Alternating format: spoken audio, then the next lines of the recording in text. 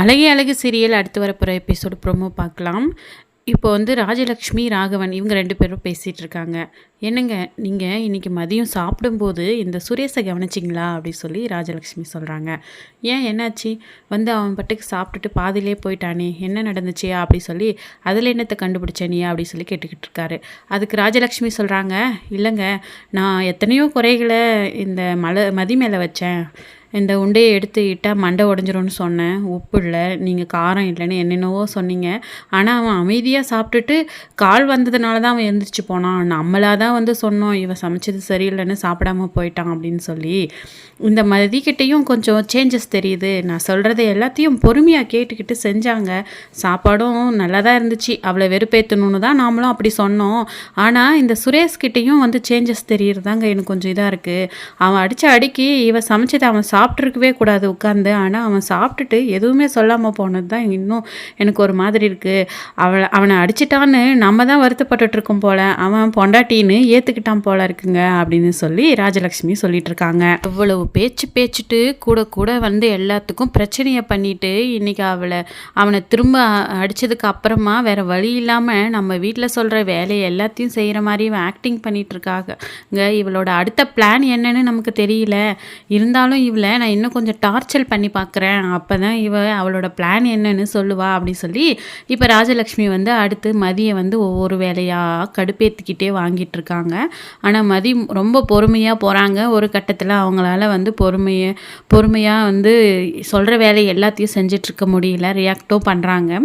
ரேவதி ஒரு பக்கம் மலருக்கு கால் பண்ணி, என்ன மலர், இன்றைக்கி மதி சமைச்ச சாப்பாடு எப்படி இருந்துச்சு, எல்லாரோட கமெண்ட் எப்படி இருந்துச்சு அப்படி சொல்லி வாய்ஸ் நோட் போடுறாங்க. அப்போ மலர் சொல்கிறாங்க, மதி நல்லா தான் சமைச்சிருந்தாங்க. ஆனால் வேணுன்ட்டே உன்னோட அம்மா தான் வந்து உப்பு சரியில்லை, அது சரியில்லை, சாப்பாடு சரியில்லை அப்படின்னு சொல்லிட்டு இருக்காங்க அப்படின்னு சொல்கிறாங்க. ரேவதி சொல்கிறாங்க, இதெல்லாம் நம்ம எதிர்பார்த்த விஷயம் தானே. அவங்க நல்லா இருக்கிற சாப்பாடையவே நல்லா இருக்குதுன்னு என்றைக்குமே சொல்ல மாட்டாங்க. இன்றைக்கி மதி சமைச்சதை போய் அவங்க நல்லா இருக்குன்னு சொல்ல போகிறாங்களா? வேணும்னே தான் நல்லா இல்லைன்னு சொல்லியிருப்பாங்க அப்படின்னு சொல்லிட்டு. ஆனால் ஒரு விஷயம் நான் நோட் பண்ணேன் ரேவதி, சுரேஷ் அமைதியாக சாப்பிட்டுட்டு போனதை இன்றைக்கி நான் நோட் பண்ணேன். என்ன தான் அத்தை மாமா மதியை வந்து அதாவது குறைகள் சொல்லிக்கிட்டு இருந்தாலும் அவர் வந்து சாதாரணமாக சாப்பிட்டுட்டு கிளம்பி போன மாதிரி இருந்துச்சு. சுரேஷ்கிட்டையும் சேஞ்சஸ் தெரிஞ்சிச்சு அப்படின்னு சொல்லி மலர் சொல்லவும் அந்த வாய்ஸ் நோட்டை கேட்டு மதி கொஞ்சம் யோசிக்கிறாங்க. யுவராஜ் இப்போ ரேவதி கிட்ட கேட்டுட்ருக்காரு, என்ன உன்னோட அம்மா வீட்டில் இன்னாரும் புதுசாக ஒரு பிரச்சனை கிளம்பி இருக்கணும், ஆனால் எதுவும் காணோம், என்னாச்சு அப்படி சொல்லிட்டு என்ன பண்ணிகிட்ருக்காங்களான்னு. இப்போது அத்தை சொல்கிற எல்லா வேலைகளையுமே மதி செஞ்சிட்ருக்காளாம், சமைச்சு கூட போட்டாலாம் அப்படி சொல்லவும் தங்கராஜுக்கு ஷாக்கிங்காக இருக்குது. ஓகே, நல்ல சேஞ்சஸ் தான். அதனால் வேலையை விட்டு நின்னதுனால வீட்டில் இருக்கிறால வீட்டையும் கவனிக்கிறா பற்றியா, அதுதான் கரெக்டு அப்படின்னு சொல்லவும் ரேவதிக்கு டவுட் வருது. ஒரு வேலை ரேவதி நினைக்கிறாங்க மதியோட வேலை போனதுக்கு காரணம் தங்கராஜா இருப்பாங்களா அப்படி சொல்லிட்டு. ஏன்னா வீட்டில் இருக்கிறதுனால தானே மதி இதெல்லாம் செய்கிறா அப்படின்றத அழுத்தமாக தங்கராஜ் சொல்கிறாரு. ரேவதி சொன்னதை வச்சு இப்போ பார்த்திங்கன்னா தங்கராஜ் உடனே அத்தை மாமாவுக்கு கால் பண்ணுறாரு. எப்படி போயிட்டுருக்கு வீட்டில், மதி சொல்கிற பேச்செல்லாம் கேட்டு நடக்கிறாளா அப்படி சொல்லி ஃபோன் பண்ணி கேட்குறாங்க. அப்போ ராஜலக்ஷ்மி சொல்கிறாங்க, இப்போ கொஞ்சம் வந்து வீட்டில் சொல்கிற வேலையெல்லாம் செய்கிற மாதிரி ஆக்டிங் பண்ணிகிட்ருக்கா. அவள் ஏதாவது ஒரு பிளான் போட்டு வச்சுருக்காளா என்னென்னு தெரியல மாப்பிள்ள. ஆனால் சமைக்க சொல்கிறது எல்லா வேலைகளும் செஞ்சிட்ருக்கா. இப்போ வர இந்த மலர் தான் எதிர்த்து பேசுகிற மாதிரி தெரியுது அப்படி சொல்லிட்டு ராஜலக்ஷ்மி சொல்கிறாங்க. சரி நம்ம மலர் தானே பார்த்துக்கலாம் அப்படிங்கிற மாதிரி தங்கராஜ் சொல்கிறாரு. அப்போ ராஜலக்ஷ்மி கூடவே தங்கராஜ் கிட்ட ஒரு விஷயத்த சொல்கிறாரு, சுரேஷ்கிட்டையும் சேஞ்சஸ் இருக்குது. இந்த மாதிரி இப்போ என்ன தப்பு பண்ணாலும் நாங்கள் அதை சுட்டி காட்டினா முதல்லாம் கோவப்படுவான், இப்போல்லாம் அவன் எதுவுமே கண்டுக்காமல் அமைதியாக போகிற மாதிரி எனக்கு தோணுது, அவன் மாறிட்டான் அப்படிங்கிற மாதிரி சொல்லவும் இதை கேட்டு இன்னுமே வந்து தங்கராஜிக்கு வந்து ஷாக் ஆகுது. சுரேஷா அப்படி பண்ணியிருப்பான், அவனை நம்ம ஏதாவது ஒன்று பண்ணி ட்விஸ்ட் பண்ணணுமே, சுரேஷ் அப்படி அமைதியாக இருக்கக்கூடாதே, அவன் பேசி கத்த ஆரம்பித்தாதானே அதுக்கு ரியாக்ட் பண்ணுற மாதிரி மதி ஏதாவது ஒன்று செய்வா, அப்போ தானே சுவாரஸ்யமாக இருக்கும். இப்படி அமைதியாக அவங்கவுங்க வேலையை பார்க்குறதுக்கு நாம் எதுக்கு இருக்கணும் அப்படின்னு தங்கராஜ் மைண்ட் வாய்ஸு. இந்த சுரேஷ் வந்து மதி வீட்டில் ஒவ்வொரு வேலைகளை செய்கிறது, அமைதியாக இருக்கிறது, இது எல்லாத்தையுமே நோட் பண்ணி யோசிச்சு பார்த்துட்ருக்காரு. ஸோ நம்ம தான் வந்து அவளை வந்து நாம் நம்ம எந்த சுச்சுவேஷனில் வந்து அவளை கல்யாணம் பண்ணிக்கிட்டோமோ பிடிக்காம அதே மாதிரி தான் அவளும் நம்மளை கல்யாணம் பண்ணிக்கிட்டான். மாமா சொன்னாருன்னு அவகிட்ட நம்ம இப்போவே அந்த மாதிரி முயற்சி பண்ணது தப்பு அப்படிங்கிற மாதிரி இப்போ வந்து சுரேஷ் நினச்சி பார்த்து யோசிச்சுட்ருக்காரு. வீட்டுக்கு வந்த உடனே மதியோட ஒவ்வொரு அந்த மூமெண்ட்டையும் அவர் கவனிச்சுக்கிட்டே இருக்காரு. அதை மதியம் நோட் பண்ணுறாங்க. ஸோ இவங்க 2 பேர்த்தும் மறைமுகமாக ஒருத்தருக்கு ஒருத்தர் நோட் பண்ணிக்கிறது வீட்டில் இருக்கிற எல்லாருமே பார்க்குறாங்க. இதை பார்க்குற மலரும் பாக்கியராஜை வந்து ரொம்ப சந்தோஷப்படுறாங்க. இப்போ சுரேஷ் கிட்ட கொஞ்சம் சேஞ்சஸ் தெரியுது. ஆனால் அதை அத்தை சும்மா விட மாட்டாங்க போல இருக்குது. ஆஹா ஓஹோன்னு சும்மாவே வந்து பயப்படுற மாதிரி நடிக்கிறாங்க. என்ன சுரேஷனை சின்ன பையனா, ஐயோ உன்னை அடிச்சிட போகிறா, உன்னை குத்திர போகிறா அப்படி சொல்லி ரொம்ப ஓவராக தாங்க உங்கள் அம்மா பண்ணிகிட்ருக்காங்க அப்படின்னு சொல்லிட்டு, சரி சரி பார்ப்போம் இரு, சுரேஷ்க்கும் வந்து புத்தி இருக்குல்ல, அவன் அப்பவும் அதே மாதிரி இருக்க மாட்டான், அவன் கண்டிப்பாக வந்து மதியை புரிஞ்சுப்பான், மதியும் வந்து சுரேஷை புரிஞ்சுப்பாங்க அப்படி சொல்லி பாக்கியராஜ் சொல்லிகிட்ருக்காரு. மதி பார்த்திங்கன்னா இன்டர்வியூ ஒன்று இருக்குது அப்படி சொல்லி எல்லா வேலைகளையுமே முடிச்சுட்டு அவங்க வந்து கிளம்புறாங்க. கிளம்பும்போது இந்த வேலை பெண்டிங் இருக்குது, அந்த வேலை பெண்டிங் இருக்குது, நீ இன்டர்வியூவும் போக தேவையில்லை, ஒன்றும் தேவையில்லை, கொஞ்ச நாள் வீட்டில் இரு அப்படிங்கிற மாதிரி இப்போ பார்த்தீங்கன்னா ராஜலக்ஷ்மி வந்து கண்டிஷன் போடுறாங்க.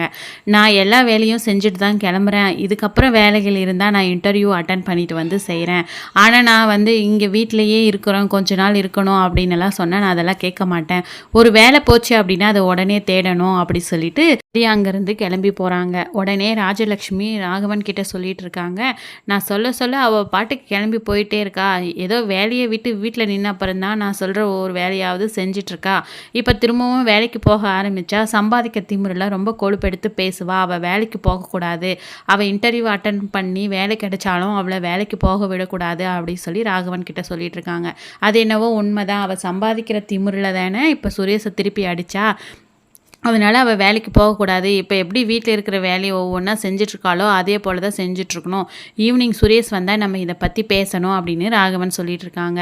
ஸோ இப்போ வந்து இன்டர்வியூ அட்டன் பண்ணிவிட்டு வந்ததுக்கு அப்புறமா பார்த்தீங்கன்னா எல்லாரும் வீட்டில் ஈவினிங் இருக்கப்போ வந்துட்டு ராகவன் இந்த பேச்சை ஆரம்பிக்கிறாரு. என்னாச்சு நீ இன்டர்வியூ போனது அப்படி சொல்லிட்டு, ஸோ இப்போ தான் அட்டன் பண்ணிட்டு வந்திருக்கேன், கால் பண்ணுறேன்னு சொல்லியிருக்காங்க அப்படி சொல்லி மதி சொல்கிறாங்க. அப்போ ராகவன் சொல்கிறாரு, சுரேஷ் இவன் இனிமேல் வேலைக்கெல்லாம் போக தேவையில்லை, இப்போ தான் வீட்டில் கொஞ்சம் பிரச்சனை இல்லாமல் ஸ்மூத்தாக போயிட்டுருக்கு, இவள் வேலைக்கு போக ஆரம்பித்தா அதை தொடர்ந்து பிரச்சனைகள் வரும், மதி வந்து வேலைக்கு போகக்கூடாது அப்படின்னு சொல்கிறாங்க. நான் வேலைக்கு போகக்கூடாதுன்னு இங்கே யாரும் சொல்லக்கூடாது, நான் என்னோடய வேலைகளை முடிச்சுட்டு நான் வேலைக்கு போவேன் அப்படி சொல்கிறாங்க. நீ வேலைக்கு போகக்கூடாதுன்னு நாங்கள் தான் சொல்கிறோம் இல்லை அப்படி சொல்லிட்டு ராகவன் சொல்லவும், நான் வேலைக்கு போகக்கூடாதுன்னா அப்போ உங்கள் பையன் மட்டும் எதுக்கு வேலைக்கு போகணும், அவரும் வேலைக்கு போக தேவையில்லை அப்படி சொல்கிறாங்க. ஆம்பளை வேலைக்கு போகணும் சம்பாதிக்கணும்னு தெரியாதா அப்படின்னு, ஆணுக்கு ஒரு நியாயம் பெண்ணுக்கு ஒரு நியாயமா, நானும் வேலைக்கு போவேன் சம்பாதிப்பேன், என்னோட சொந்த சம்பாதியத்தில் நான் என்னோட செலவுகளை பண்ணிக்கிறதா எனக்கு வந்து சரின்னு படுது அப்படி சொல்லி மதி சொல்லவும், நீ வந்து திரும்பவும் பிரச்சனை பண்ணணும்னு தான் இதெல்லாம் பண்ணிகிட்ருக்க அப்படி சொல்கிறாங்க. அன்னைக்கு நடந்தது நான் ஒன்றும் வேணும்னோ சம்பாதிக்கிற திமுறையோ அடிக்கல, அவர் என்னை அடித்தார், நான் திருப்பி அடிச்சிட்டேன், அதை தப்புன்னு உணர்ந்து நான் திரும்பவும் வந்து என்னோடய வேலைகளை பார்த்துட்ருக்கேன், ஆனால் நீங்கள் தான் இதெல்லாமே வந்து பெருசு பண்ணி வேணும்னே பிரச்சனை பண்ணுற மாதிரி இருக்குது, உங்களுக்கு என்ன பிடிக்கலைன்னா சொல்லிடுங்க, என்னோடய அப்பா அம்மா என்னை வர சொல்லியிருக்காங்க, நான் போயிடுறேன், ஆனால் இல்லாத காரணங்களை கண்டுபிடிச்சி நீங்கள் பிரச்சனையை வீட்டில் உண்டாக்கிட்டு இருக்காதீங்க அப்படி சொன்ன உடனே ராகவனுக்கு ரொம்பவே டென்ஷன் ஆயிடுது. ஆனால் இதை எதுக்குமே வந்து சுரேஷ் ரியாக்ட் பண்ணுறதே இல்லை, அவர் என்ன மனசில் நினைக்கிறாரு அப்படிங்கிறது யாருக்குமே தெரியல. அப்போ பாக்கியராஜ் சொல்கிறாரு, பெண்கள் வேலைக்கு போகிறது தப்பு இல்லை, இப்போ நான் வந்து மலர் வேலைக்கு போகணும்னு ஆசைப்பட்டால் கூட கண்டிப்பாக நான் வேலைக்கு போகிறது தான் கரெக்டுன்னு சொல்லுவேன், அப்படி இருக்கும்போது மதி ஏற்கனவே வேலை பார்த்துட்டு இருந்தவங்க, ஏன் நம்ம வந்து மதியை வேலைக்கு போகக்கூடாதுன்னு சொல்லணும், அவங்கக்கிட்ட இருக்கிற திறமையை ஏன் நம்ம வந்து கண்ட்ரோல் பண்ணி வீட்டில் வைக்கணும் அப்படின்னு பாக்கியராஜ் சொல்லவும், இந்த வீட்டில் இருக்கிற எல்லாருமே வந்து தலைக்கு பேச ஆரம்பிச்சிட்டாங்க, இந்த வீடு எங்கே இன்னும் உருப்பிட போகுது அப்படி சொல்லி ராகவன் பேசுகிறாங்க. இங்கே பாருங்கள், நான் வேலைக்கு போகிறத யாராலையுமே தடுக்க முடியாது, என்னோடய வேலையாக குடும்பமானு வரும்போது நான் வேலையை தான் வந்து பெருசாக நினைப்பேன், நான் வேலைக்கு போயே தருவேன் அப்படி சொல்லி மதி சொல்லிட்டுருக்காங்க. ஸோ இதை எல்லாமே கேட்டுக்கிட்டு சுரேஷ் அமைதியாக இருக்கிறது ராகவனுக்கு ரொம்பவே மனசுக்கு கஷ்டமாக இருக்குது. என்னடா சுரேஷ் எதுவுமே பேச மாட்டேங்கிற அப்படி சொல்லி கேட்டுட்ருக்காங்க. ஸோ அவள் வேலைக்கு போகணும்னு நினைக்கிறது, இந்த காலத்தில் பெண்கள் வேலைக்கு போகிறது சாதாரணமாயிருச்சு, ஏன் அவளை வந்து வேலைக்கு போகக்கூடாதுன்னு சொல்லணும், அவள் போயிட்டு போகிறா அப்படி சொல்லிட்டு சுரேஷ் சொல்லவும், இதை கேட்டு மதிக்கு ரொம்பவே வந்து சந்தோஷமாக இருக்குது. ஆனால் ஏற்கனவே போன வேலைக்கு காரணம் வந்து சுரேஷும் இப்போ தங்கராஜ் போட்ட பிளானு தான் அப்படின்னு சொல்லிட்டு மதிக்கு தெரிய வரும்போது, அப்போ நீங்கள் எல்லாத்தையுமே ஆக்டிங் பண்ணிங்களா அப்படி சொல்லி ஒரு பெரிய பூகம்பம் வெடிக்க போகுது. ஸோ இப்போ சுரேஷ் கிட்ட இந்த சேஞ்சஸ் மதிக்கு ரொம்பவே சந்தோஷத்தை தருது. ஆனால் தங்கராஜுக்கு இது சுத்தமாக பிடிக்கல, எப்படியாவது தங்கராஜை ட்விஸ்ட் பண்ணி விட்டு வீட்டில் வந்து பிரச்சனையை உண்டாக்கணும் அப்படின்னு தான் தங்கராஜ் நினைக்கிறாரு. ஸோ சுரேஷ் இப்போ மதியை புரிஞ்சுக்கிட்டு சுரேஷும் மதியும் ஒன்றா சேருவாங்களா? இதுக்கிடையில் மாமனார் மாமியார் தங்கராஜ் கிட்ட இருந்து இன்னும் எத்தனை பிரச்சனைகள் வரப்போகுது அப்படிங்கிறத வெயிட் பண்ணி வரப்போகிற எபிசோடில் பார்க்கலாம். நன்றி.